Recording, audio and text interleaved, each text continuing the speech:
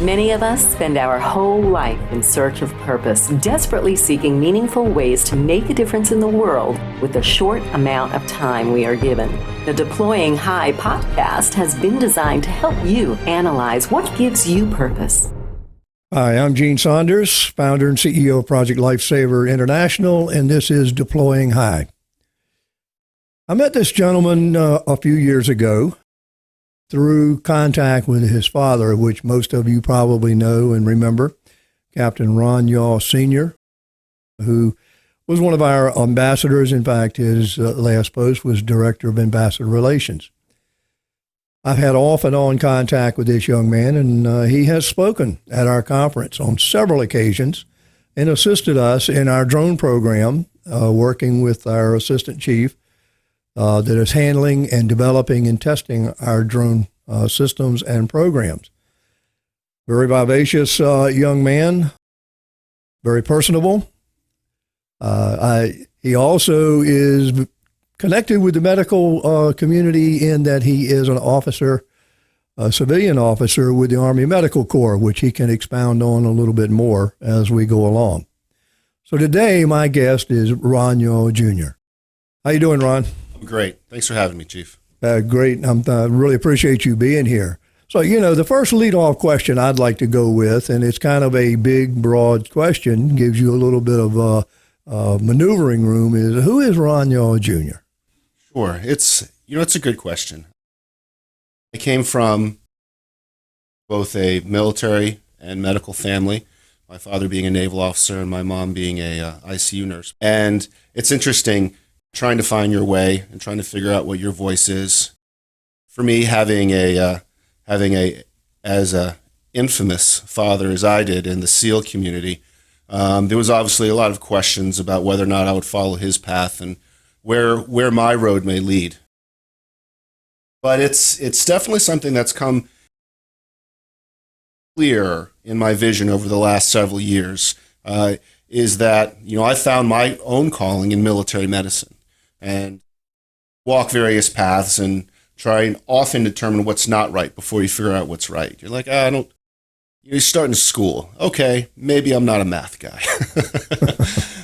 or whatever it may be. Or you start a job, you're like, I'm not sure what I want to do with my career, but it's not this. But for me, I always had a talent for computers very early on.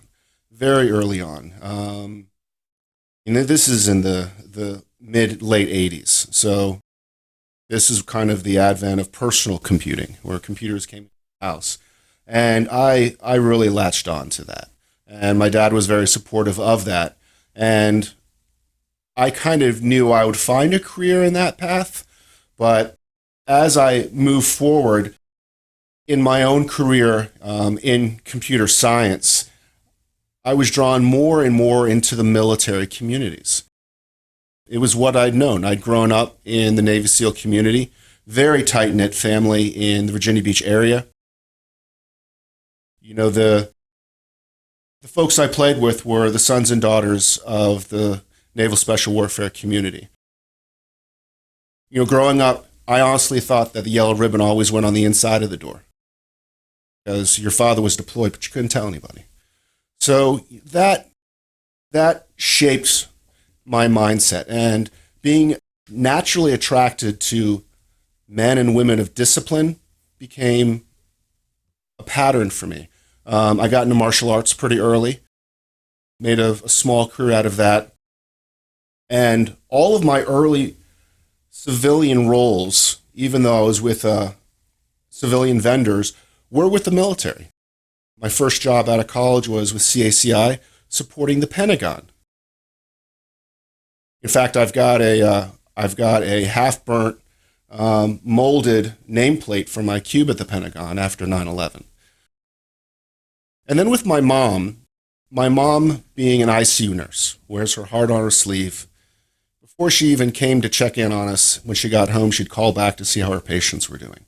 And I inherited that level of empathy as well. And it wasn't too long until I found my own path, military medicine, helping those medics in the foxhole, provide care, be first responders, and be those point of injury warriors to support our warfighters. And as I got closer to that, I realized this was my calling, providing IT support in that area. And in today's world, it used to be medicine was very siloed in the military community. It's interesting, medics downrange are called doctors. And there's a saying, a medic's name is never called, it's only screamed. And when they're downrange, they are doctors. And anything we can do to support their mission is powerful. And finding my voice in that, and it's really allowed me to be comfortable with who I am, more specific about who I'm not. I'm not a Navy SEAL. Never my honor to wear a uniform, to wear the trident, but that's okay. And I'm happy with that because this is my career and this is who I am. And for those listeners, many of us are lost in our own paths, but give it time. You will gravitate towards where you want to be in life, like a plant to light. There's a saying, show me your 5 closest friends and I'll tell you who you are. My 5 closest friends are all military officers. And sometimes you have to take a step back to realize that about yourself. Well, that's completely understandable. I think all of us that have been around for a little while and traveled through that pathway that you're talking about have entered into one career. Personally, I thought I was going to be military my whole life. Well, when I got into the military, I loved it, but I didn't love it. So I said, well, this is great. I'll stay in the reserves, but there's got to be something else out there. And that's how I gravitated into law enforcement. Now, your father being a SEAL, being a very high-ranking SEAL, how much pressure do you think you got from the SEAL community? Because having, some relationship with them, I know how close-knit they are. So what kind of pressure did you feel to follow in his path and get the trident? Yeah, there is a lot of familiar pressure in that area. Ron Singer talks about in one of his books. My saving grace, Chief, was I was a severe asthmatic growing up.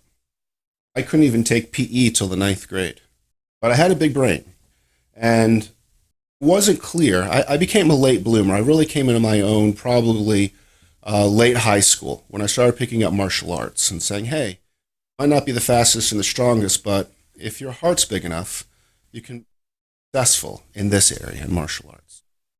I say I never won a first round, but I never lost the last.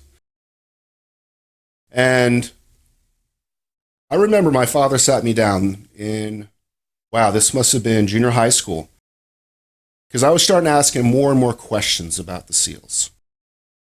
He saw that I was reading some of the books he had around the house, and he could tell it was on my mind. I was considering going into or trying to apply for the Naval Academy. My father, as any good dad, sensed the wheels were starting to turn, and he sat down and said, Ron, the military does a lot of good things for people who don't have the opportunities to be successful otherwise. And it was very powerful. And I think he was telling me at that point, Ronnie, you don't necessarily need the military. I know when my dad got out of college, he didn't know what he wanted to do with his life, but he knew he wanted to swim. He had swam for Grove City. And at the time, they're like, well, if you love swimming, have you a fan of frogs? And you might not know this, but Dad actually went to the Naval Reserves. He wasn't straight in. Before me, because I wasn't the star athlete and going up through high school because of my then physical limitations, I kind of got a waiver off that. And I'm grateful I did, because I don't think that was my path. I have found ways to provide service, to support our sailors, soldiers, airmen, and Marines in my own way. Through the work I do, Fort Tatrc at Telemedicine Advanced Technology Research Center, developing medical solutions for our medics, building drones that deliver blood products, deployable biosensors that allow remote doctors at Walter Reed or Brooke Army to monitor your patients in your foxhole for you, has allowed me to give back to this country in my own way. So it's, while I've seen in many of my peers growing up that pressure to be that SEAL, to live up to that name, fortunately, I haven't felt it as much. You know, there's one of the few images I have of my grandfather is a signed picture that my dad always kept in his den. And it's a picture of grandfather Arthur Yeaw holding Ron and Ron Sr. And Ron Sr. must have been 13 at the time. And at the bottom of the picture is a handwritten transcription that says, "That which I have bequeathed thee, you must earn anew if you would keep it. Your name, it's all I'm giving you. But you have to make it mean something." When Ron Sr. gave me Yeaw, it meant something. And with great responsibility and reverence that I take the name Yeaw and continue the reputation and carry on that mantle. And I think I have. I would say so, just from knowing you. You're listening to Deploying High, brought to you by Project Lifesaver International. And I am Chief Gene Saunders, founder and CEO, and now a couple of words from Project Lifesaver.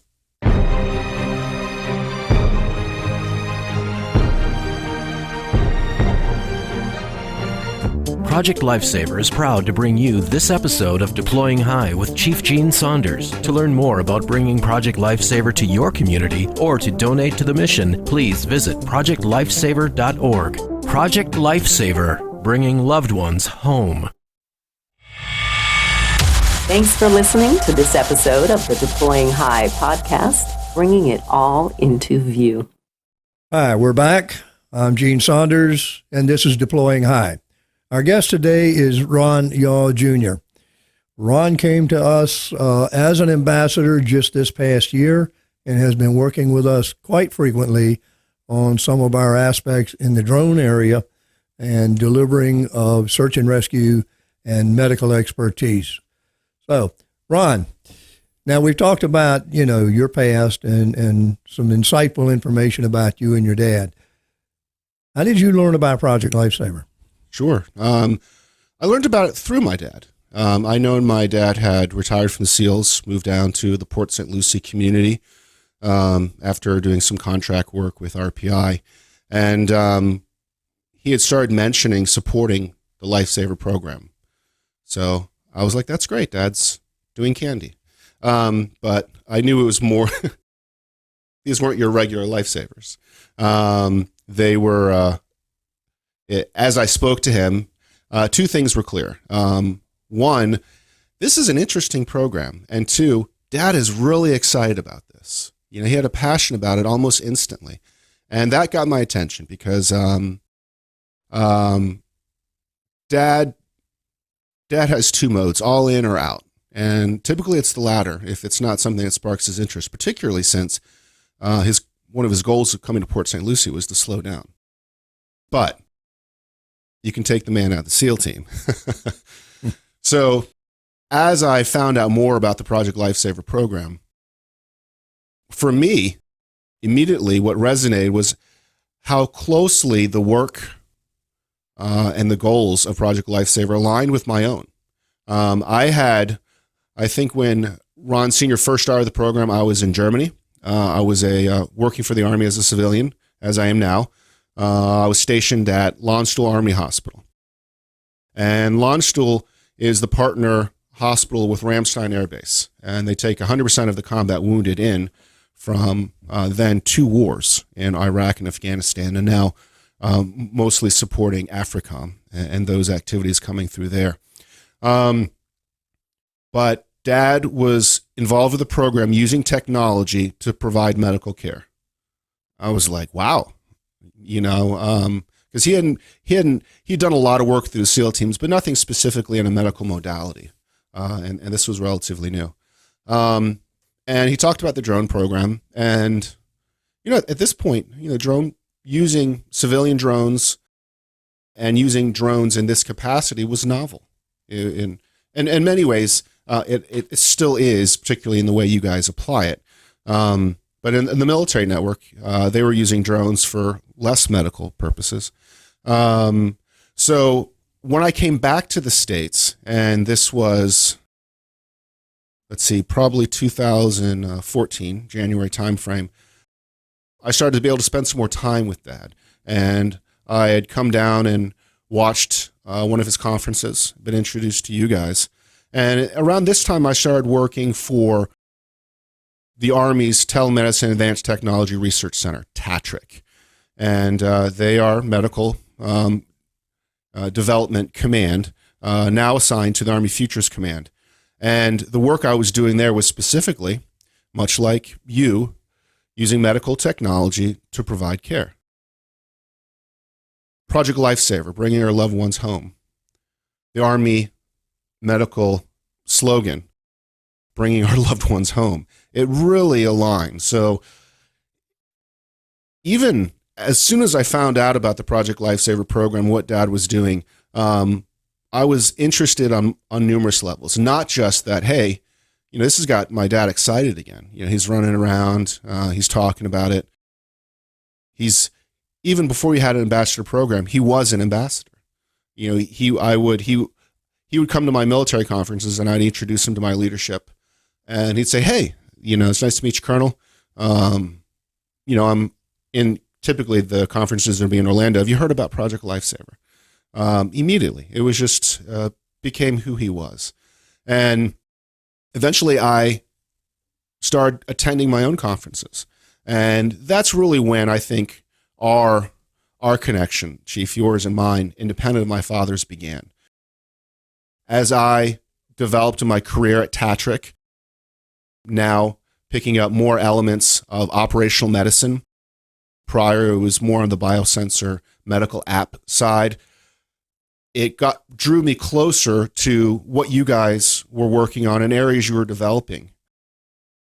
And particularly as I saw Tatrc's vertical aircraft drone program develop, and seeing some of the cutting edge technology and seeing how the payloads were increasing and seeing the various technical aspects of payloads, FLIR, thermals, and those elements, I would start speaking with Gary Reynolds.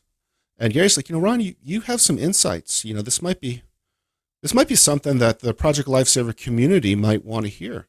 And so I said, hey, Pops, I was thinking of not just attending the Project Lifesaver conference this year, but perhaps speaking. And what a smile on Dad's face. He said, I thought you'd never ask. It was great. So it was clear, it'd been obvious to him that there was something that resonated here. So I came out and spoke, and I shared some thoughts, and I think it was received well. My initial conversation was Project Lifesaver and Army medicine drone programs. Where will we go next? And it was just an opportunity to say, hey, here's the art of the possible.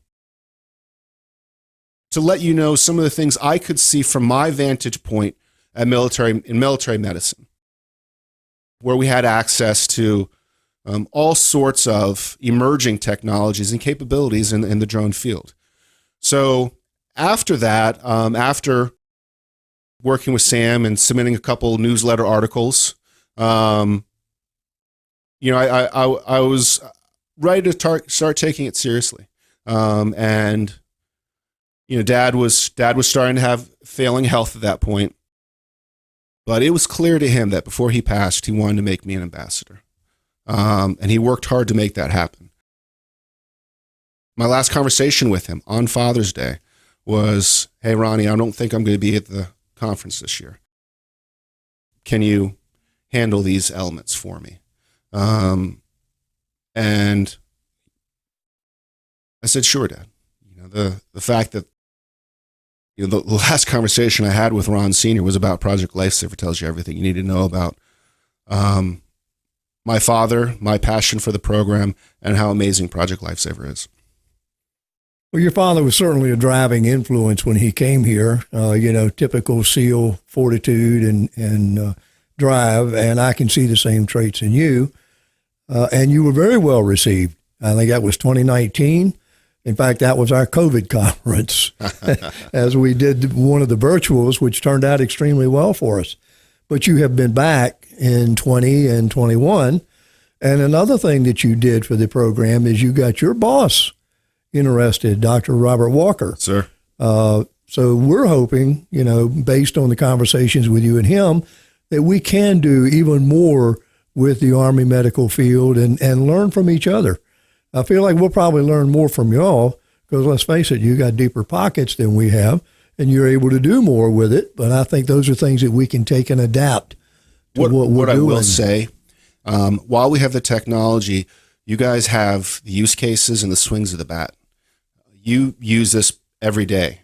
We, particularly in early research, when trying to determine, we're trying to develop drones that can do casualty evacuation and trying to get information on what is the best way to communicate with a patient or a recipient down the line. And the feedback from Project Lifesaver on the thousands upon tens of thousands of rescues you have performed is invaluable. It's not something that exists anywhere else.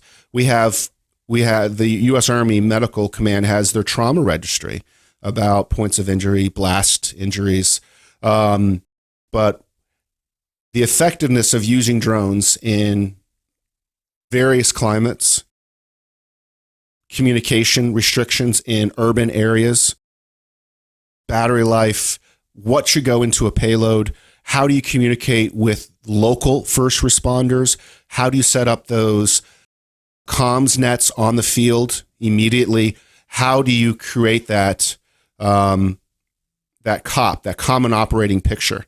That is something you guys are experts on. And those are the types of things, the devil's in the details. And I could help support or design any technical package, but how it implements, landing that plane on the aircraft carrier, it's those last 30 or 40 seconds, that's everything. And it's win or fail. And that is one of the things I spoke loudly about at the first conference is this is very much a two-way conversation. You guys have some lessons learned that you can provide with the Army. It was even at that point that I'd invite you guys to the Military Development Command's open house with Tatrc, which unfortunately was canceled for COVID. But I am very excited about where this relationship will go and how both communities is going to get something out of it. As are we. I'd like to switch gears on you just a minute. One of the interesting things that I didn't know about you and your father or your family is your middle name. And I think, our listeners would be interested to know, first off, your middle name is Everest. Where does that come from? Sure. So I'm Ronald Everest Yeaw Jr. My father's obviously Ronald Everest Yeaw Sr. And Everest is a family middle name. I have it. My twin sister has it. Both my daughters have it. So it's continued now for several generations. It was the maiden name of Ron Sr.'s mom, Grace Everest. And Grace's family is the Everest family, the Mount Everest family. Her great to the third grandfather is Sir George Everest. He was a English surveying professor who, back in the 1800s, was asked to provide some surveying support in Nepal along the Himalayas. At that time, however, foreigners were not allowed in Nepal. So what George Everest, or at that point it was actually pronounced Everest, George Everest, he took in some Nepalese engineering students that had shown promise and trained them in the art of surveying. And they went down to the Himalayas and they measured various mountains. And the tallest mountain that they had found on that particular expedition, they decided to name in honor of their professor, George Everest. Now, little did they know that was not only the tallest mountain in the Himalayas, but would soon be known as the tallest mountain in the world. So the legend of Mount Everest was born. It's worth noting, George never saw Mount Everest. Again, foreigners were not allowed. My twin sister and I, in elementary school, Donna Everest, Yeaw, and Ronnie Everest, Yeaw, said, hey, we need to go see Mount Everest. And we had, made bucket lists, and I had a couple items on it, but one of them was to step foot on Mount Everest. So in 2017, I said, well, we're not getting any younger. How hard could this be? Right? Just Google it. So we got a group, hired some Sherpas, planned and executed an expedition to Mount Everest Base Camp, which is still 7 days, and you're up to 18,000 feet. It's treacherous conditions. Just walking takes effort. Your oxygen saturation can drop down to 73%. Typically, if it drops down below 95% in a hospital, alarms go off. But what was truly fascinating about our trip to Mount Everest was the Nepal government, one of their cabinets is the Himalayan Mountaineering Association. And someone in our party had reached out to them and let them know that, hey, some Everest descendants are interested in coming to Nepal, or we're coming through Kathmandu initially, and they're going to do an expedition. The Himalayan Mountaineering Association said, according to our records, you and Donna are the first Everests to actually visit the mountain. And all that time, and again, Nepal, it probably opened up to non-foreigners maybe in the 30s. But according to the records, we were the first.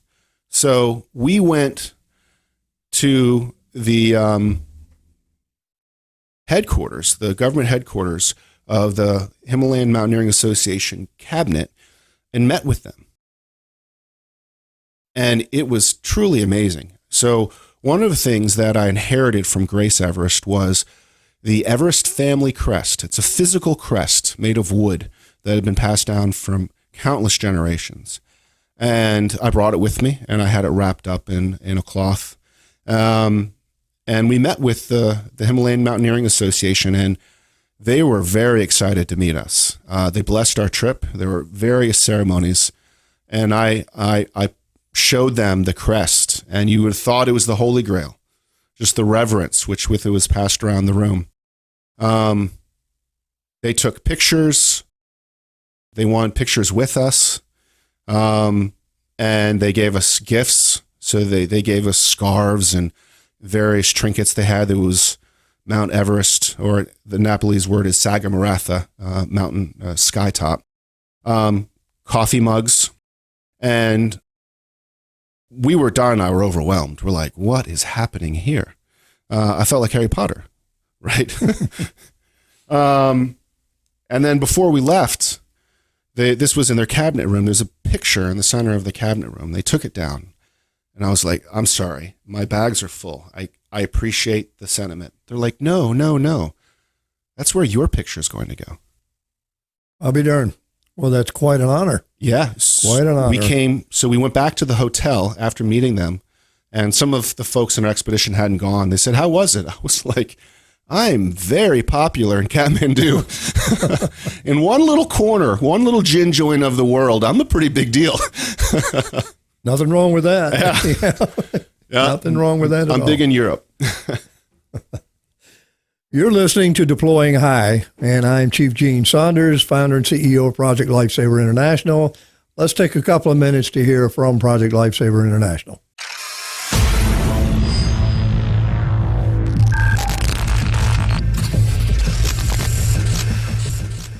Squad 57. You see it in the news. Patients with Alzheimer's or young children with autism wander off from their caregivers and become lost. After 24 hours, there's only a 50% survival rate. Searches can involve multiple agencies, hundreds of officers and volunteers, and thousands of dollars. Since 1999, Project Lifesaver International has provided first responders and caregivers with technology and training to quickly locate individuals with cognitive disorders who are prone to wander. The method relies on proven radio technology, together with specially trained search and rescue teams. The result? A 100% program success rate with over 3,600 lives saved so far. Instead of hours or days lost, the average recovery time is 30 minutes. To learn more, visit projectlifesaver.org.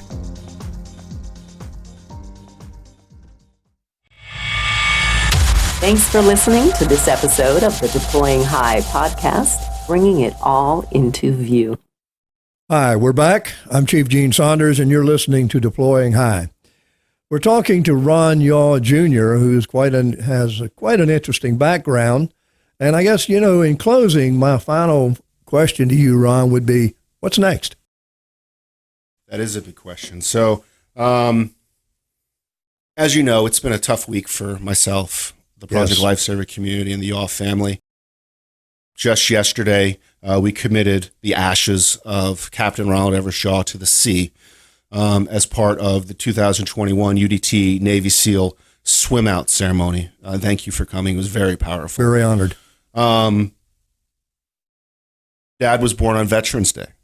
His 78th birthday is coming up tomorrow, after tomorrow, probably about the time you guys listen to Max Scale. Like we talked about in our closing, if you have a chance to listen, we make reference to your father. So, just being with you, being anywhere near Project Lifesaver and Port St. Lucie, it's a tall shadow Dad leaves behind. But I've got my family, I've got my children, I've got my career, I've got my ambassadorship for Project Lifesaver. I have my passion. My father has equipped me to be every bit as successful, if not more than he has, just in what he's taught me and how he has lived his life through such a powerful example. Going forward, I will continue supporting our warfighters, our foxhole medics, and continuing trying to live as vivacious, gregarious a life as Ron Sr. In fact, Don and I booked tickets to Antarctica. We're going to, after Mount Everest, let's go to Antarctica. We're going to sleep on a glacier for a night in a tent. I'm not real crazy about your travel choices, but... Oh, well, there's not a lot of COVID in Antarctica, so... I'm sure there isn't. But, it's I almost want to get a bracelet that say, what would Ron Sr. do? Right? He would say, stand by your ethics, have strong moral conviction, be proud members of your community, love bravely. And as I sit back and try and look at, as I've done a lot over the last few days with Dad's memorial service, take that vision and look forward. And I realize I have children looking up to me. One day my daughters, Anna and Kara, might be speaking about what their dad's legacy meant. I think I found it in military medicine. I feel I'm blessed that I have that self-actualization to realize I'm where I'm supposed to be. And not a lot of people have that. So, Chief, I'm going to continue supporting Project Lifesaver, continue being a research scientist for military medicine, continuing being a great father and growing member of my community. And I really look forward to what the next chapter is. I think, honestly, my life with my father, under my father, was very much a preamble. And it's not the end, it's not the beginning, but it's the end of the beginning, and that's where I am. Listen, Ron, it has been great having you here. I'm sure that your children will have a tremendous legacy to follow and to look up to. and to try to measure themselves by. Thank you for being here. We look forward to working with you even more in the future on the drone program and the Project Lifesaver. And you came into our ambassador program this year, and we're so happy to have you. Look forward to working with you even more as an ambassador. Thank you. Hoo-yah. There you go. You've been listening to Deploying High with Chief Gene Saunders. See you next time. Thanks for listening to this episode of the Deploying High podcast with Chief Gene Saunders, brought to you by Project Lifesaver International. Deploying High would like to thank all of our supporters across the country and around the world. If you'd like to help support the podcast, please subscribe to our channel, make a donation, and don't forget to tell a friend about us. All proceeds from the Deploying High podcast go to support Project Lifesaver International, online at projectlifesaver.org, the original 501c3 nonprofit organization.